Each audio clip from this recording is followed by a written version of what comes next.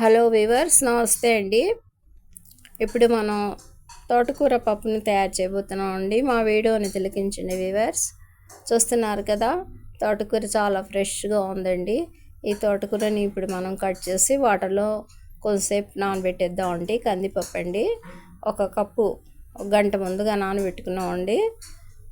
ఇక ఉప్పు, పసుపు, కారం, చింతపండు అండి,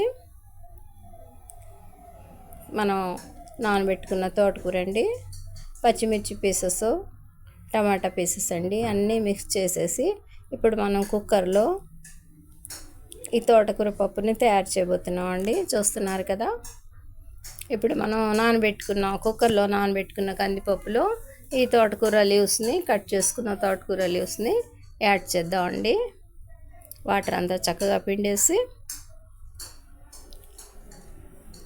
ఇందులో యాడ్ చేస్తున్నామండి. ఇప్పుడు చూస్తున్నారు కదా, వెరీ సింపుల్ ప్రాసెస్తో ఇప్పుడు మనం ఈ తోటకూర పప్పుని తయారు చేస్తున్నామండి. తప్పకుండా మా వీడియోని తిలకించండి వ్యూవర్స్.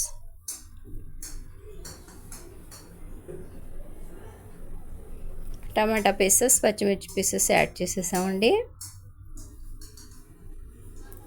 పసుపు, ఉప్పు, కారం అండి, అన్నీ మన టేస్ట్ని అనుసరించండి. చింతపండు కొన్ని రేఖలండి. ఇక నెక్స్ట్ వీటిలో కొద్దిపాటిగా ఆయిల్ కూడా యాడ్ చేద్దామండి.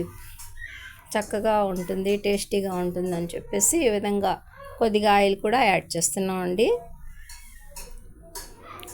ఇక అన్నీ యాడ్ చేసాం కదండి, కుక్కర్ని లాక్ చేద్దామండి. చూస్తున్నారు కదా, 4 విజిల్స్ ఆఫ్టర్ మనం కుక్కర్ని ఓపెన్ చేసేసి ఇక పోపు మసాలా రెడీ చేసుకుందామండి. పోపు మసాలా పెద్దల్లిపాయ, కర్రీ లీవ్స్, పోపు masala seeds, dry red chillies అన్నీ ఈ విధంగా 2 చిన్నుల్లి రేఖలు మొత్తం ఫ్రై చేసామండి. ఈ విధంగా కలర్ఫుల్గా తయారైందండి మన పోపు మసాలా. ఇక ఇందులో మనం బాయిల్ చేసుకున్న ఈ తోటకూర పప్పు మిశ్రమాన్ని మిక్స్ చేసేసి బాగా పోపు మసాలాలో కలిపేద్దామండి. మన తోటకూర పప్పు రెడీ అయిపోయిందండి. మా ఈ చిన్ని వీడియో నచ్చితే మా ఛానల్ని లైక్ చేయండి, షేర్ చేయండి please. BB Asia multiplus long and shorts channel అండి. తప్పకుండా మా వీడియోస్ని తిలకించండి వ్యూవర్స్. బై అండి.